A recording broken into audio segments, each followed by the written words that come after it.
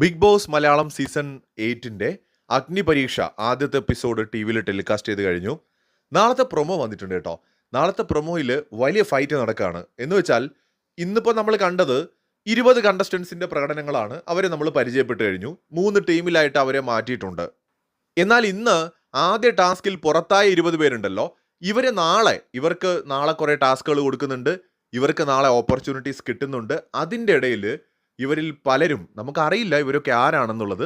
കാരണം അടുത്ത എപ്പിസോഡ് കണ്ടാലേ ഇവരുടെ പേരെന്താണ്, എവിടെ നിന്ന് വന്ന ആൾക്കാരാണ്, എന്ത് ചെയ്യുന്നവരാണെന്നൊക്കെ നമുക്ക് അറിയുള്ളൂ.